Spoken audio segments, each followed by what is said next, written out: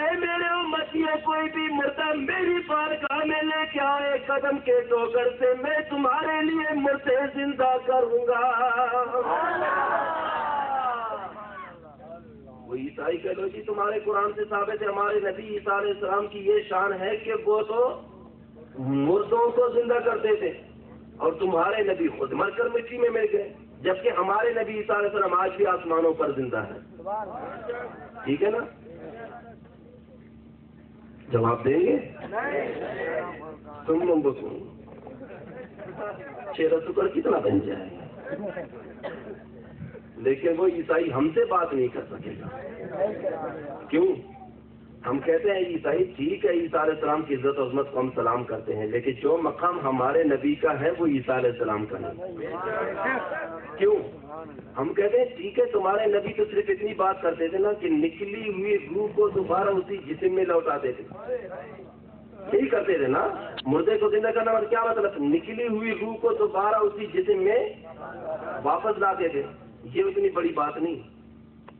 اچھا بتا بھائی مردہ کہتے کس کو ہیں؟ پہلے مردے کی تعریف سنو.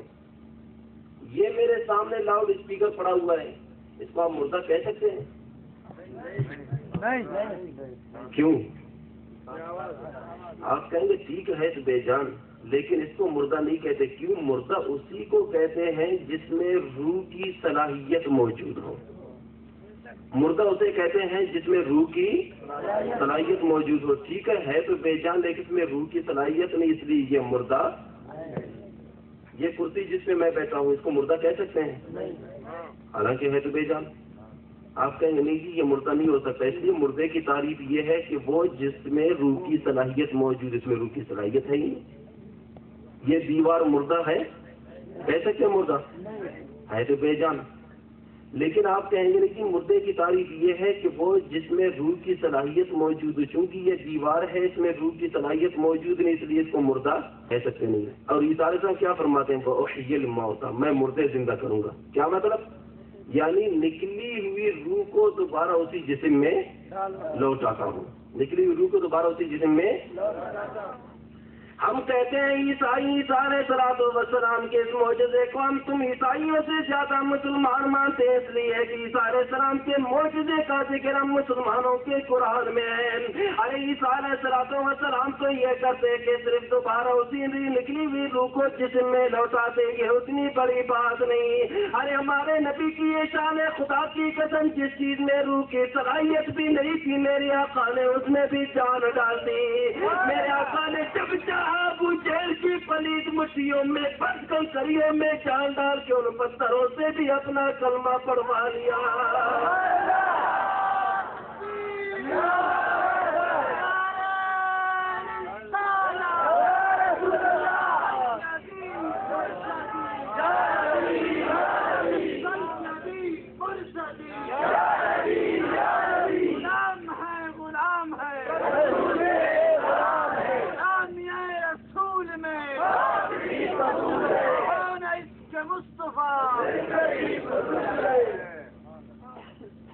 جب ہم یہ بات کریں گے عیسائی کے سامنے کوئی جواب دے سکے گا؟ کیوں؟ اس لیے کہ وہ کہے گا کہ مسلمانوں کا نبی بڑا شان والا. یہ تمہارا کیڑا ثابت ہوگا یہی جو اعلیٰ حضرت عظیم البرکت مجدد دین ملت مولانا شاہ احمد رضا خان فاضل بریلوی رحمۃ اللہ تعالیٰ جو اہل سنت کے مسلک کے مجدد تھے اور جنہوں نے اہل سنت اور نصیحت کے درمیان تفریق کی مسلمانوں کو بتا دیا جنت کا راستہ یہ ہے جہنم میں جانے کا راستہ یہ ہے. عقیدہ انہی کا ثابت ہوگا. کیا فرمایا اعظم نے؟ سب سے اولا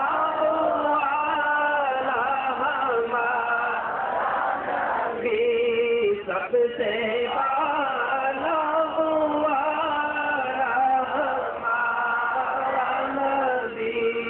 سب سے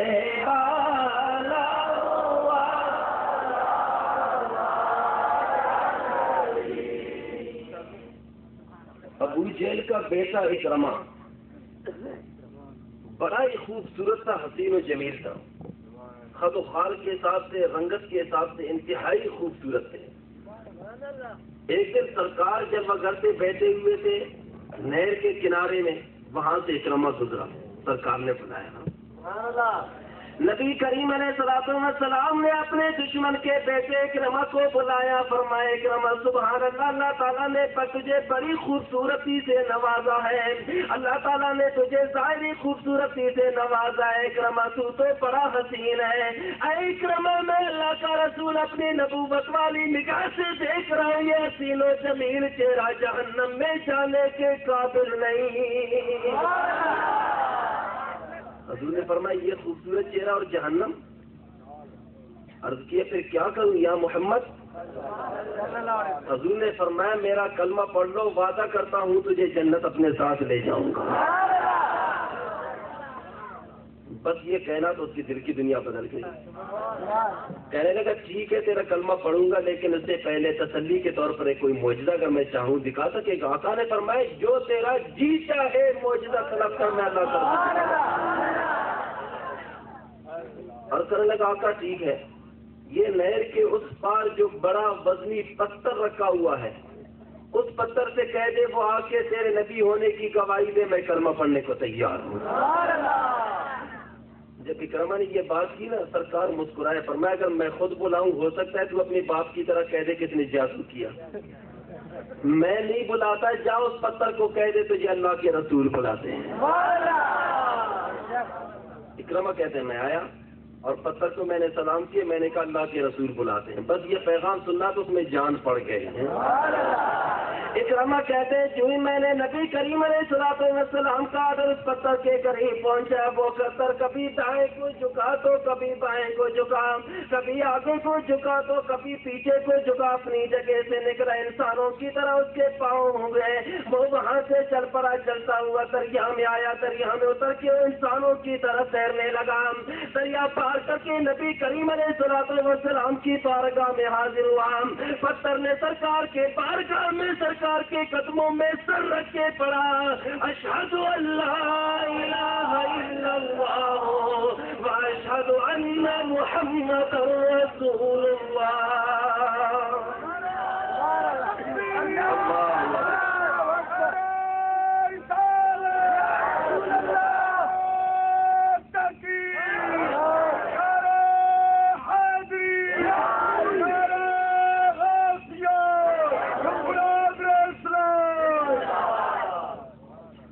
نعرے ابھی سے سست ہو گئے۔ مولانا نور احمد صاحب مجھے کہہ رہے تھے رات آپ نے 1.5 گھنٹہ تقریر کی ہے، دوست سارے ناراض تھے، آج آپ کو 3 گھنٹے تقریر کرنا ہے۔ رات کو بھی میں نے تقریر چھوڑی تھی، اس لیے میں نے دیکھا آپ کا ذوق ختم ہوا، اب بھی میں آپ کے ذوق کو دیکھ رہا ہوں، وہ پھول کی طرح مرجھا جائے گا۔ جی پھر آپ کے نعرے کیوں ٹھنڈے ہیں؟ تمہاروں کے علاج ہو۔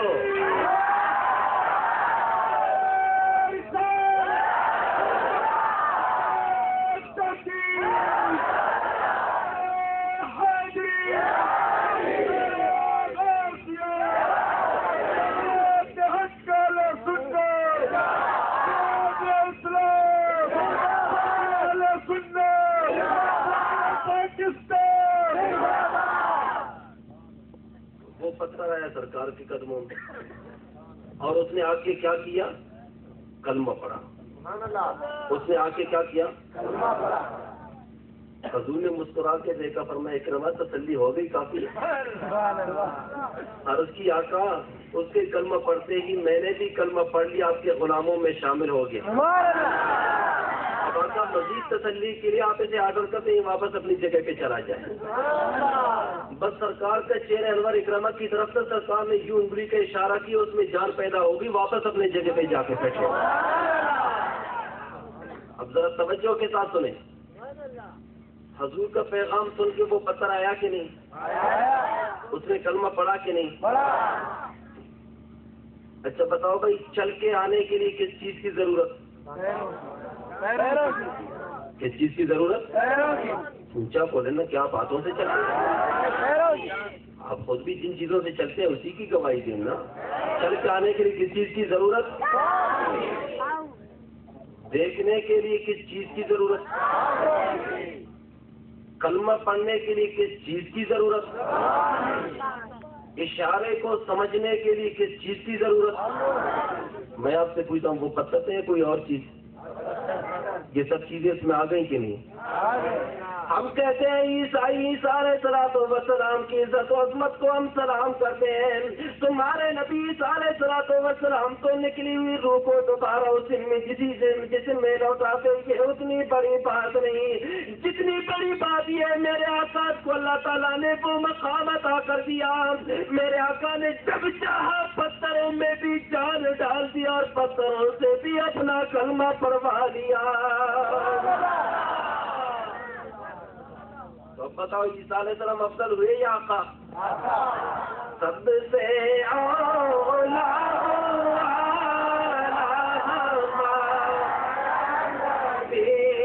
سب سے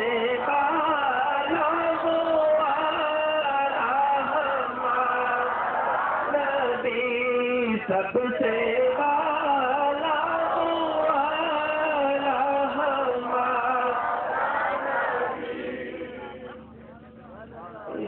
کہنے لگا نہیں، ہمارے نبی نے تو خاک مردے زندہ کیے، پتھروں میں جان ڈالنا، یہ تو سرکار کا معجزہ تھا، اللہ کی طرف سے آرڈر ہوا تو اس میں جان پڑ گئی۔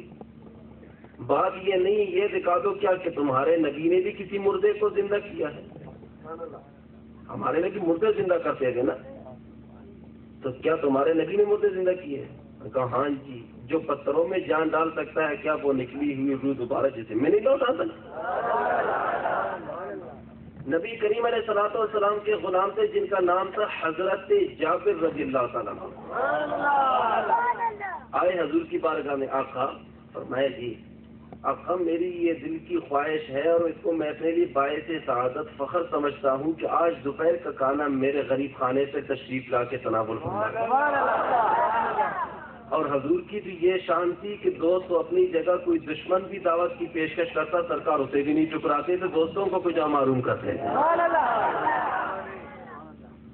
اور جابر اور قربان جاؤں حضرت جابر کی قسمت پر، اللہ کے محبوب کو مہمان بنا کر اپنے گھر تشریف لے کے جا رہے ہیں، اس لیے کہ حضرت جابر اس بات سے واقف تھے جس ذات کو میں مہمان بنا کر اپنے غریب خانے پہ لے جا رہا ہوں یہ کوئی معمولی ذات نہیں ہے، ارے یہ تو وہ ذات ہے۔ معراج کی رات اللہ تعالیٰ نے اس نبی کو براق پہ بٹھایا، 70,000 فرشتوں کی بارات بیچ کے اللہ تعالیٰ نے نبی کریم علیہ السلام کو مہمان بنا کے لامکان پہ بلوایا تھا۔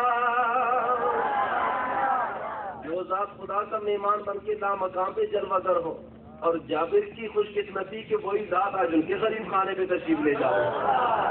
اب جابر کی جو دل کی کیفیت تھی اس وقت وہ کیا ہوگا وہ زبان بیان کرنے سے قاصر ہے، اس لیے کہ وہ اس بات کی قدر جانتے تھے، اس لیے کہ وہ صحابی تھے وہابی نہیں تھے، وہ صحابی تھے وہابی کیوں؟ اس لیے کہ وہ ادب کرنے والے تھے، وہ اور ادب کرنے والے کون ہوتے ہیں؟ مولانا روم رحمۃ اللہ علیہ نے ادب کے بارے میں بڑی پیاری بات کی ہے، فرماتے ہیں حد خدا خواہ توفیق ادب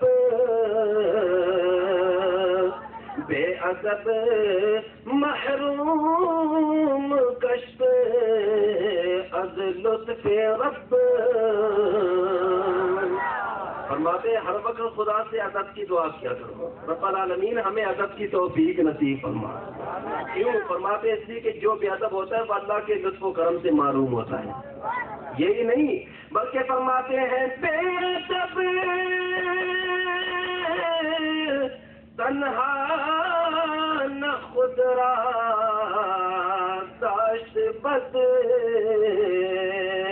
بلکہ آتش در ہما آفاق زد۔ فرماتے ہیں اس لیے ادب کی دعا کرو کہ جہاں کہیں رسول کا ایک گستاخ بے ادب پیدا ہوتا ہے تو اس کی نحوست سے اس کے گھر میں ہی نہیں بلکہ جملہ عالم میں آگ لگ جاتی ہے، تو اس لیے فرماتے ہر وقت خدا سے ادب کی دعا کرو۔ میں اس کا رہا تھا کہ حضرت جابر رضی اللہ تعالیٰ عنہ صحابی تھے وہابی، وہ ادب کرنا جانتے تھے، اس وقت ان کی دل کی کیا کیفیت ہوگی کہ سرکار مہمان بن کے ان کے گھر جلوہ گر ہو رہے ہیں، وہ صحابہ سے پوچھیں گے ایک اور صحابی ہے نبی کریم علیہ السلام کے جن کا نام تھا حضرت سیدنا عثمان غنی ذوالنورین رضی اللہ تعالیٰ عنہ. وہ بھی ایک دن آئے آقا میرے غریب خانے جلوہ گر ہو. سرکار نے فرمایا ٹھیک. جب وہ وقت آیا سرکار یہاں سے روانہ ہوئے. حضرت عثمان پیچھے محبوب آگے آگے. سرکار نے جو پہلا قدم اٹھایا عثمان نے گنا 1. حضور نے دوسرا قدم اٹھایا عثمان نے گنا 2. سرکار نے تیسرا قدم اٹھایا عثمان نے گنا 3. سرکار نے 14 قدم اٹھایا عثمان نے گنا 4. حضور نے یوں مسکرا کے دیکھا پیچھے. عثمان یہ کیا کر رہے ہو؟ کہنے لگا کہ میری خوش قسمتی نہیں آپ مہمان بن کے جلوہ گر ہو یا رسول اللہ. وہ ذات جو معراج کی رات اللہ تعالیٰ کا مہمان بن کے لا مقام پہ جلوہ گر ہوا آج عثمان کی خوش قسمتی وہی اللہ کے محبوب مہمان بن کے میرے غریب خانے تشریف لا رہے ہیں. آقا عثمان نے یہ تیار کیا ہے آپ یہاں مسجد نبی سے لے کر عثمان کے گھر تک جتنے قدم اٹھائیں گے اے اللہ کے محبوب آج عثمان ہر قدم کے بدلے میں ایک غلام آزاد کرے گا. آقا یہ میری خوش قسمتی کوئی معمولی سعادت کی بات نہیں کہ آپ مہمان بن کے میرے گھر سے تشریف لا رہے ہیں. سرکار یہاں سے لے کر میرے غریب خانے تک آپ جتنے قدم اٹھائیں گے آج ہر قدم کے بدلے میں ایک غلام آزاد کروں گا.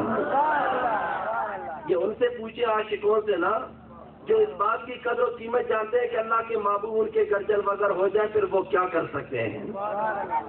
بارہا سنا ہوگا اپنے عاشق رسول علامہ جامی رحمۃ اللہ علیہ کا واقعہ. وہ بھی ایک دن اسی طرح بیٹھے بیٹھے التجا کرنے لگے عرض کی آقا میں نے سنا ہے کہ جب کبھی آپ چاہتے ہیں امتیوں میں سے جس کسی خوش نصیب کے گھر چاہتے ہیں جلوہ گری فرماتے ہیں. اب بیٹھے بیٹھے دل میں خواہش کی آقا اگر کبھی یہاں سے تیرا گزر ہو جائے نا تو تھوڑی دیر کے لیے اس بیچارے جامی کے گھر بھی تشریف لے آنا. التجا کر دی جسوے من گزر آری منے مس کی زناداری. اور سنے لگا آقا میں نے بھی یہ سنا جب چاہتے ہیں جس گناہگار پر چاہتے ہیں نظر کرم فرماتے ہیں اس کے گھر جلوہ گری کرتے ہیں. سرکار یہ جامی کی بھی خواہش ہے آقا اگر کبھی یہاں سے تیرا گزر ہو جائے تو تھوڑی دیر کے لیے غریب جامی کے گھر جلوہ گری فرمانا. پھر کہنے لگا جامی اگر سرکار تیرے گھر آ جائے نہ تو اس قابل ہے مہمان نوازی کر سکے نہ تیرا گھر اس قابل ہے سرکار جلوہ گر ہو نہ تیرے پاس کچھ ہے سرکار کو پیش کرنے کے لیے کیوں بلا رہا ہے. کہنے لگا نہیں آقا اور تو کچھ نہیں کر سکتا ایک کام یہ بیچارہ جامی کر سکتا ہے وہ کر کے دکھائے گا.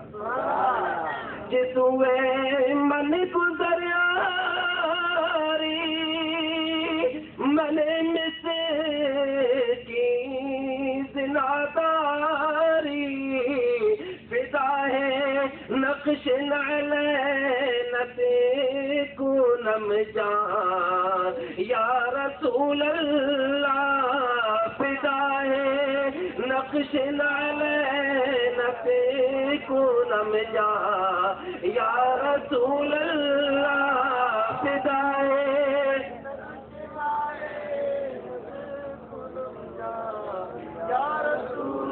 علامہ جامی عرض کرنے لگے آقا جب کبھی آپ جامی کے قریب خانے تشریف لائیں گے آقا تو نے اپنے مبارک پاؤں میں پہنا ہوگا نالین تیرے نالین زمین پر لگیں گے زمین کے نیچے جو خاک کے ذرات نالین سے مس ہوں گے آقا تیرے جانے کے بعد جامی اور خاک کے ذرات پر اپنی جان قربان کرے گا. اور کرنے کا آقا تشریف لے آئیں گے نا تو تیرے جلوہ گری کرنے کے بعد جب تو واپس تشریف لے جائے گا جہاں تیرے نالے لگے ہوں گے اور خاک کے ذرات پر یہ جامی بیچارہ اپنی جان قربان کر دے گا. غلام ہے رسول کے غلام ہے غلام ہے رسول کے غلام ہے غلام یا رسول میں غلام یا رسول میں جہان عشق مصطفیٰ جہان عشق مصطفیٰ.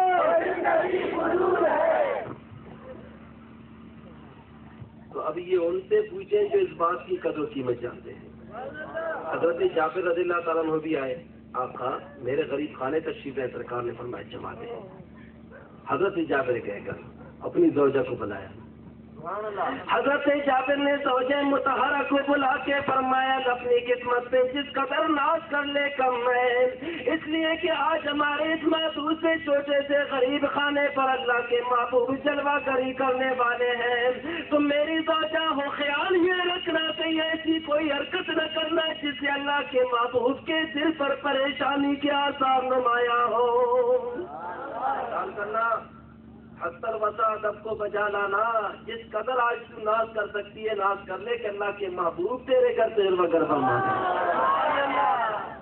حضرت جابر نے کیا کیا؟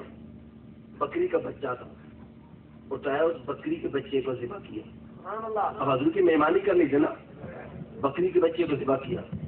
حضرت جابر کے دو چھوٹے چھوٹے شہزادے تھے، وہ کھڑے تھے، وہ دیکھ رہے ہیں ابا جان کیا کر رہے ہیں. حضرت جابر نے بکری کا بچہ ذبح کی، یہ دونوں بچے گور گور دیکھ رہے ہیں. بچوں کی عادت ہوتی ہے نا، والدین کوئی کام کرتے ہیں تو وہ کھڑے پر گور گور کے دیکھتے ہیں. سیرے کہتے ہیں ان کے سامنے نسوار مت کھاؤ، سگریٹ مت پیو، ان کے سامنے پڑھنا ہے تو رسول اللہ کی نعتیں پڑھا کرو، ان کے سامنے پڑھنا ہے تو قرآن پڑھا کرو. اس لیے کہ جو بھی آپ کریں گے آپ کا ہر کیے ہوئے کہ وہ بچہ ذہن میں رکھے گا. آج اس سگریٹ پی رہا ہے، ناز نسوار وغیرہ کھا رہا ہے، حقہ پی رہا ہے یا چرس پی رہا ہے یا کوئی اور کام کر رہا ہے، تیرا بیٹا بھی کل اسی عالم میں ہوگا، وہ بھی اسی بری لات میں پھنسا ہوگا. وہ تو کندھے میں پکڑ کے ڈاکٹروں کے پاس لے جا رہا ہے، ٹیکے لگاؤ، علاج کرو. اپنا علاج نہیں کراتا اور بچے کے بارے میں فکر مند رہتا، اس کا علاج کر رہا ہے. اپنا علاج کرتے سب کچھ چھوڑ دے، وہ خود بخود ٹھیک ہو جائے گا. خیر، حضرت جابر نے جب بکری کا بچہ ذبح کیا نا، دونوں شہزادے کھڑے ہیں، گور گور کے دیکھ رہے ہیں ابا کیا کر رہے ہیں. جب انہوں نے بکری کا بچہ ذبح کیے فارغ ہو گئے. اب بڑے بھائی نے چھوٹے بھائی سے کہا آ بھیا میں ویسے کر لوں جیسا کہ ابا جان نے کیا تھا، تیرے ساتھ بھی وہی معاملہ کروں.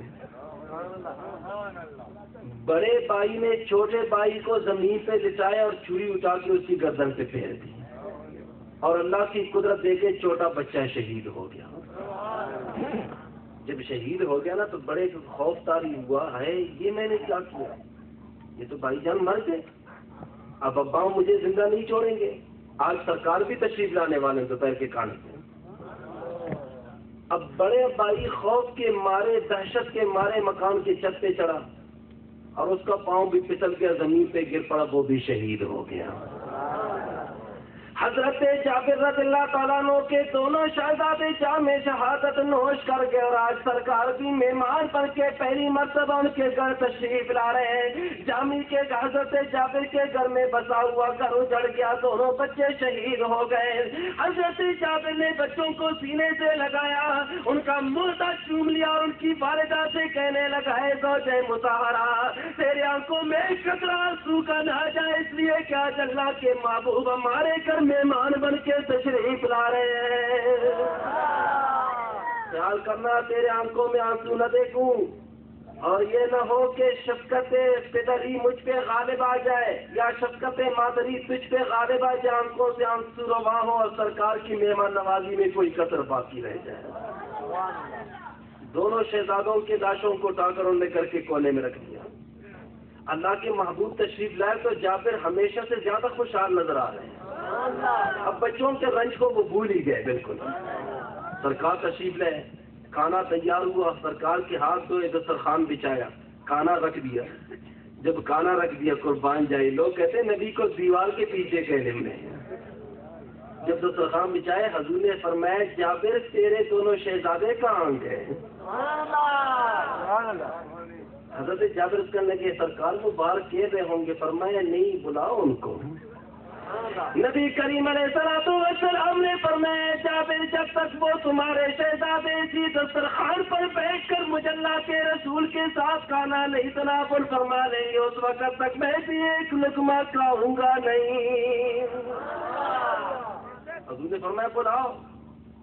حضرت جابر کرنے کا کہا بچے ہیں کھیل رہے ہوں گے، قریب نہیں، نظر نہیں آ رہے، کھانا ٹھنڈا ہو رہا، تناول فرما لیں. سرکار نے فرمایا نہیں، بس جو کہہ دیا کہہ دیا، جب تک بچے نہیں آئیں گے میں اللہ کا رسول ایک لقمہ کھاؤں گا. حضرت جابر پھر اصرار کرنے لگے. سرکار نے پھر یہی بات کی. حضرت جابر آیا زوجہ کے پاس، کیا کروں حضور یہ فرما رہے ہیں زوج مطہرہ کہنے لگی کیا بات ہے، فکر کی کیوں فکر کر رہے ہو؟ آج 2 جہانوں کا غم اپنے کندھوں پہ اٹھانے والے آقا تشریف لائے ہیں، یہ غم ان سے عرض کرتے ہیں۔ وہ دستگیری کریں گے، سب کچھ تمہیں دیں گے، اس لیے دینا بھی انہی کے شان کے لائق ہے۔ ارے کون دیتا ہے دینے کو منہ چاہیے، کون دیتا ہے دینے کو منہ چاہیے، دینے والا ہے سچا ہمارا نبی، دینے والا ہے سچا، جوجو کے پڑھیے، دینے والا ہے سچا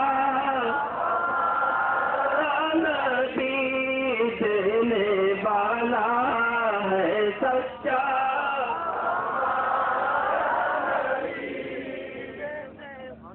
عرض کرنے لگی میرے سرتاج کیوں پریشان ہو، جاؤ اللہ کے محبوب سے یہ سارا ذکر کر دو، وہ ہمارا مسئلہ حل آسان فرما دیں گے۔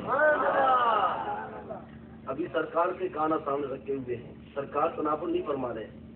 حضرت جابر آئے دوسرے گھر میں، دونوں شہزادوں کی لاشوں کو اٹھایا سینے سے لگا لیا اور ان کو لا کے سرکار کے قدموں میں ڈیر کر دیا۔ حضور نے جب دیکھا سرکار کی مبارک آنکھوں سے آنسو رواں ہونے، فرمایا جابر کیا معاملہ؟ کیا آقا یہ؟ فرمایا کہ تم نے ہم سے ذکر نہیں کیا؟ حضور میں یہ چاہ رہا تھا کہ آپ پہلی مرتبہ تشریف لا رہے ہیں، آپ کی میزبانی میں کوئی کثر کوئی کوتاہی باقی نہ ہو۔ سرکار نے فرمایا لو میں لجپال رسول یہ مسئلہ حل کر دیتا ہوں۔ نبی کریم علیہ الصلوۃ والسلام نے حضرت شاہ جابر کے دونوں شہزادوں کے سروں پہ ہاتھ پھیرا، سرکار نے فرمایا شہزادوں تمہارا، فرمایا ہمارا کارا ٹھنڈا ہوا، میں اللہ کا رسول کب سے تمہارا انتظار کر رہا ہوں، جب تک تم اٹھ کے میرے ساتھ کانا تناول نہیں فرما لو جس وقت تک میں کھاؤں گا نہیں۔ اللہ کے محبوب کے آرڈر کو سنتے ہی حضرت جابر کے دونوں شہزادے اٹھے، انہوں نے نبی کریم علیہ السلام کے ساتھ کانا تناول فرما لیا۔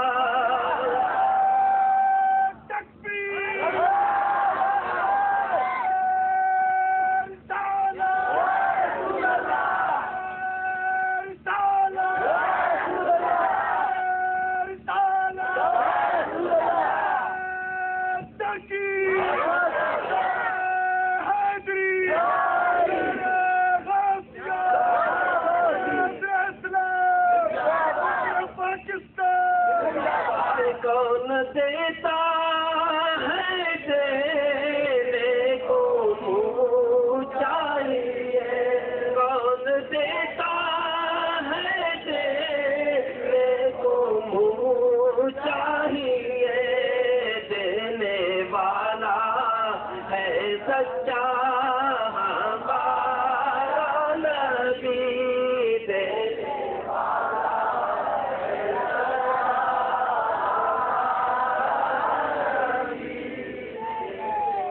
والا ہے سچا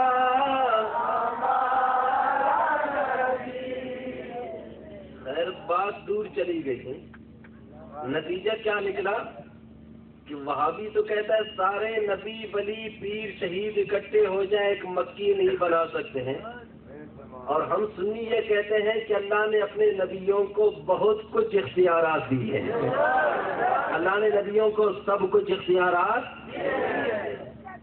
اب اس کی مزید میں تفصیل میں نہیں جاتا، اس لیے کہ ابھی موضوع کافی بڑا پیچھے پڑا ہوا ہے نا، اسی موضوع پر بات کر لوں تاکہ آج میں نے عرض کیا نا کہ آپ کو میں سبق پڑھا رہا ہوں، ذرا توجہ کے ساتھ یہ ساری باتیں ذہن میں رکھیں۔ اللہ تعالیٰ نے ارشاد فرمایا ان الذین تدعون من دون اللہ لن یخلقوا ذبابا ولو اجتمعوا لہ۔ بابی کہتا ہے بے شک بلاؤ ان سارے نبیوں ولیوں پیروں شہیدوں کو، غوث اعظم دستگیر کو، مولا علی شیر خدا کو جسے تم سنی پکارتے ہو، اللہ قرآن میں فرماتا ہے وہ سب کے سب اکٹھے ہو جائیں تو ایک مکی بھی نہیں بنا سکتے۔ قرآن سے میں نے ثابت کر دیا کہ اللہ کے نبی کر سکتے ہیں، اللہ کے نبی اونچا بولے، اللہ کے نبی۔ بتاؤ بھائی تکے تو نہیں جی؟ تکنے والے دونوں ہاتھ اوپر کریں.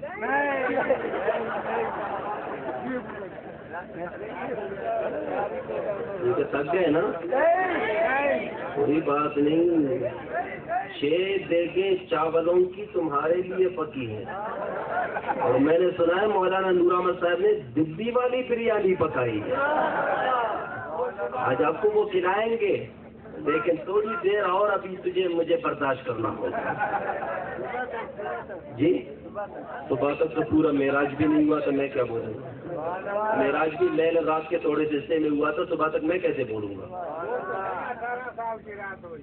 جی 18 سال. دعا کریں یہ 18 سال کا ہو جائے، میں صبح تک بولوں گا. تو نتیجہ یہ نکلا کہ اللہ کے نبی سب کچھ اونچا بولے، اللہ کے نبی سب کچھ. اب آئیے رب کے قرآن سے پوچھے، رب کا قرآن تو بتا کے نبیوں کے بارے میں تو پتا چلا وہ کر سکتے ہیں، ولیوں کے بارے میں بتا کہ وہ بھی کچھ کر سکتے ہیں کہ نہیں. جب ہم نے رب کے قرآن سے پوچھا نا تو 19ویں سپارہ سورہ نمل کے اندر حضرت سلیمان علیہ السلام کا واقعہ قرآن مجید میں بڑی تفصیل کے ساتھ ذکر کر دیا. اس تفصیل پر نہیں جاتا، جو اصل موضوع اس کی طرف بات کو لے آؤں. حضور نے آ کے سلیمان علیہ السلام کو خبر دی، اللہ کے نبی آپ کہتے ہیں میں بڑا بادشاہ ہوں، حالانکہ جو تخت میں دیکھ کے آیا ہوں ملکہ سبا بلقیس کے پاس وہ آپ کے پاس ہے ہی نہیں، آپ کیسے بادشاہ ہوئے؟ جب انہوں نے یہ بات کہہ دی نا، سلیمان علیہ السلام نے ملکہ سبا بلقیس کو اسلام قبول کرنے کی دعوت دی. خیر انہوں نے اپنے درباریوں سے مشورہ کیا، کچھ درباریوں کا مشورہ تھا کہ اسلام قبول کر لیں. اکثریت نے کہا کہ آپ کو ان سلیمان علیہ السلام کے فرمان کے سامنے جھکنے کی ضرورت نہیں. آپ بھی وزیر اعظم، وہ بھی وزیر اعظم، آپ بھی بادشاہ، وہ بھی بادشاہ، آپ بھی جو تخت جاہ و جلال کے مالک ہیں، آپ کو کیا ضرورت ہے سلیمان کے قدموں پہ جھکنے کی. مفسرین کرام فرماتے ہیں لیکن وہ مائی صاحبہ بڑی عقل مند و دانا تھی، کہنے لگی جنگوں سے کبھی مسئلے حل نہیں ہوتے، تم جانو تمہارا کام، میں چلی سلیمان علیہ السلام کی طرف اسلام قبول کرنے کی. وہ وہاں سے چل پڑی نا. اب چونکہ اسے ناز تھا میرے پاس جو تخت ہے دنیا کے کسی بادشاہ کے پاس نہیں. اب حضور نے آ کے خبر دی، حضرت وہ تو چل پڑی ہے. سلیمان علیہ السلام نے فرمایا ہو وہ آئیں گے جب یہ تخت میرے پاس نہیں ہوگا، ہو سکتا ہے وہ طنز کریں، اب میں بخشے بادشاہ نہیں نبی ہوں، کہیں نبوت پہ داغ نہ لگ جائے. چلو بادشاہ ہونے کے ساتھ ساتھ وہ آ رہی ہے تو میں اس کو اپنے کمالات میں سے معجزات میں سے معجزہ بھی دکھا دوں. سلیمان علیہ السلام نے درباریوں کو جمع کیا. اللہ کے نبی سلیمان علیہ السلام نے درباریوں سے خطاب کیا، فرمایا ایھا الملأ ایکم یاتینی بعرشها قبل ان یاتونی مسلمین. فرمایا میرے درباریوں، اچھا بھائی تھوڑی دیر بیٹھ جائیں، میں خود جانے والا ہوں. آپ کو پانی کی ضرورت ہے، گلاس کے بجائے جگ لے آئیں گے. تھوڑی دیر ابھی میں نے عرض کیا نا، بس آخری بات کرتے ہوئے گفتگو ختم کر دوں گا، زیادہ لمبا نہیں کروں گا. جی تو میں نے آپ سے یہ وعدہ لیا تھا کہ اٹھانوں کو آپ بٹھا دیں. آپ کے سامنے تو اٹھ کے جا رہے ہیں، سارے اس کو دیکھ رہے ہیں، بس دوسروں کو اٹھ رہے تھے نا، ایک سے مسئلہ تھوڑی حل ہوگا. اب جو بھی اٹھے اس کو پکڑ کے بٹھا دو، ٹھیک ہے نا؟ سودا منظور ہے؟ سلیمان علیہ السلام نے فرمایا بھائی کون ہے میرے دربار میں ایسا شخص جو اس مائی صاحبہ کے پہنچنے سے پہلے اس کا تخت لے کر میرے قدموں میں حاضر کرے. اب فاصلہ کتنا تھا وہ بھی ذرا سن لیں. مفسرین کرام فرماتے ہیں اگر کوئی شخص پیدل چلتا نا تو 3 مہینے کی مسافت جانے کا اور 3 مہینے کا راستہ آنے کا، ٹوٹل کتنے ہوئے؟ 6 مہینے. تخت کتنا بڑا تھا؟ مفسرین کرام لکھتے ہیں 70 گز لمبا 40 گز چوڑا تخت، ہیرے جواہرات سے لدا ہوا، چاروں پیر زمین میں گڑے ہوئے، اور کمروں کے اندر بند ہزاروں کے حساب سے فوجی اس کی حفاظت کر رہے ہیں. مسافت کتنا ہے؟ کتنا؟ اور تخت کتنا بڑا؟ 70 گز لمبا اور 40 گز. اور سلیمان علیہ السلام کیا فرماتے ہیں؟ وہ مائی صاحبہ قریب پہنچنے والے ہیں. سلیمان صاحب فرماتے ہیں اس کے پہنچنے سے پہلے مجھے اس کا تخت چاہیے. کون لے کے آئے گا؟ سب کے سب خاموش. ایک جن کڑا ہوا کہنے کا میں لاؤں گا. اللہ تعالیٰ نے ارشاد فرمایا قال عفریت من الجن انا آتیک بہ، سلیمان علیہ السلام کے دربار میں سے ایک جن کھڑا ہو کے کہنے لگا حضور اگر تم مجھے حاضر کرتے تو وہ تخت لے کے میں تیری بارگاہ میں حاضر کرتا ہوں۔ سلیمان علیہ السلام نے فرمایا اچھا بھائی تو لائے گا؟ جی۔ اتنی طاقت ہے؟ جی۔ اچھا یہ بتا کتنے وقت میں لائے گا، ٹائم کتنا لے گا؟ کہنے لگا حضور ٹائم کی کوئی بات ہی نہیں، قبل ان تقوم من مقامک، میرے آقا آپ اپنے اسی جگہ پہ بیٹھے ہوں گے، آپ کا یہ دربار لگا ہوگا، وزیر مشیر اسی طرح بیٹھے ہوں گے، آپ کے اٹھنے سے پہلے پہلے میں وہ تخت لے کر حاضر کرتا ہوں۔ ابھی جیسے آج کل دفتروں کے اوقات ہیں 9 بجے سے لے کر 2 بجے تک، اسی طرح سلیمان علیہ السلام کے دربار کا وقت بھی مقرر تھا۔ وہ جن کہنے لگا حضور آپ کے دربار لگا ہوا ہوگا، آپ کا ٹائم ابھی باقی ہوگا، آپ اپنے دربار میں بیٹھے ہوں گے، آپ کے اٹھنے سے پہلے پہلے میں وہ تخت لے کر حاضر ہوتا ہوں۔ سلیمان علیہ السلام نے فرمایا نہیں بھائی تم بہت زیادہ وقت لے رہے ہو، مجھے سے بھی کم سے کم وقت میں، فرمایا تم زیادہ وقت لے رہے ہو، مجھے تھوڑے سے وقت میں چاہیے۔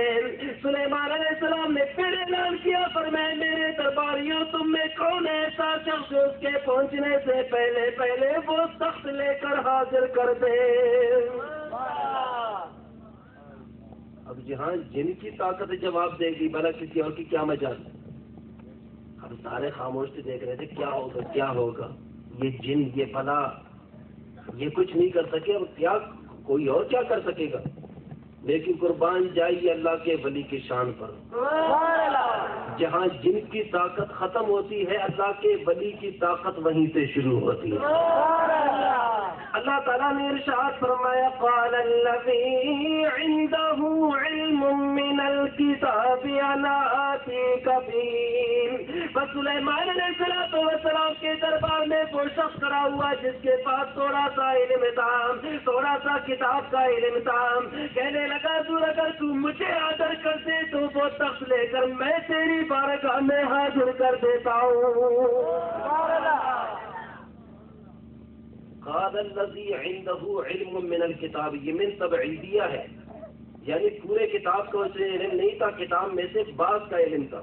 مفسرین کرام فرماتے ہیں اسے اسم اعظم یاد تھا، سلیمان علیہ السلام کی دربار کا مشیر تھا، اس کا نام تھا آصف بن برخیہ۔ نام کیا تھا؟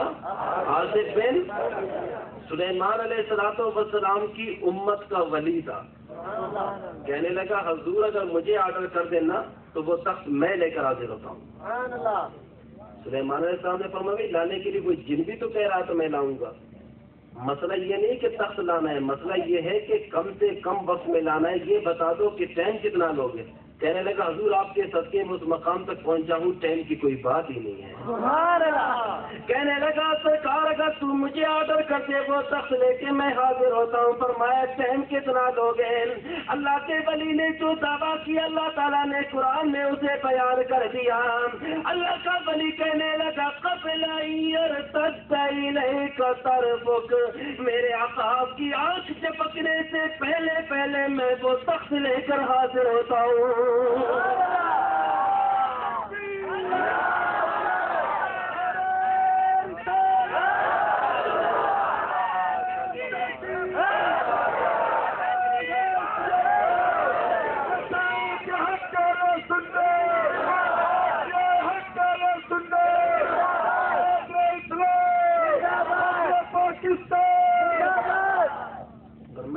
یہاں ٹائم کی کوئی بات نہیں، قبل ان یرتد الیک طرفک، آپ کے آنکھ جھپکنے سے پہلے پہلے میں وہ تخت لے کر حاضر ہوتا ہوں۔ اچھا بتاؤ بھائی آنکھ جھپکنے میں کتنے دن لگتے ہیں، کتنے ہفتے لگتے ہیں، مہینے، چلو دن، گھنٹے، منٹ، سیکنڈ بھی، اور اللہ کا ولی کیا کہتا ہے آنکھ جھپکنے سے پہلے پہلے وہ تخت لے کر حاضر ہوتا ہوں۔ یہ کسی سنی مولوی کی باتیں نہیں ہیں، یہ اللہ کا قرآن پڑھ کے سنا رہا ہوں۔ شب و صبح جانا 19واں سپارہ سورہ نمل کھول کے دیکھ لینا، چلو کسی وہابی کا ترجمہ پڑھ کے دیکھو یہ بات قرآن میں ہے کہ نہیں۔ اب آئیے رب کے قرآن سے یہ پوچھیں کہ اس نے صرف دعویٰ کیا یا وہ تخت لایا بھی؟ جب اس نے یہ دعویٰ کیا نا کہ آم جھپکنے سے پہلے پہلے لاؤں گا، سلیمان علیہ السلام نے فرمایا اچھا بھائی لاؤ، بس یہ کہنا تو کہنے لگا حضور تخت حاضر ہے۔ اللہ تعالیٰ ارشاد فرماتا ہے فَلَمَّا رَآهُ مُسْتَقِرًّا عِندَهُ، سلیمان علیہ السلام نے جب تخت کو اپنی نگاہوں کے سامنے دیکھا، فرمایا هَذَا مِنْ فَضْلِ رَبِّي، یہ میرے رب کا فضل ہے جس نے میرے غلاموں میں بھی اس طرح کے لوگ پیدا کیے ہیں۔ سلیمان علیہ السلام جس تخت کو نگاہوں کے سامنے دیکھا نا تو فرمایا ھذا من فضل ربی، یہ میرے رب کا فضل ہے جس نے میرے غلاموں میں کلمہ پڑھنے والوں میں کہنے لگا سرکار اگر تو مجھے آرڈر کر دے وہ تخت لے کے میں حاضر ہوتا ہوں۔ فرمایا ٹائم کتنا لوگ ہیں؟ اللہ کے ولی نے جو دعویٰ کیا اللہ تعالیٰ نے قرآن میں اسے بیان کر دیا۔ اللہ کا ولی کہنے لگا قبل ان یرتد الیک طرفک، میرے آقا کی آنکھ جھپکنے سے پہلے پہلے میں وہ تخت لے کر حاضر ہوتا ہوں۔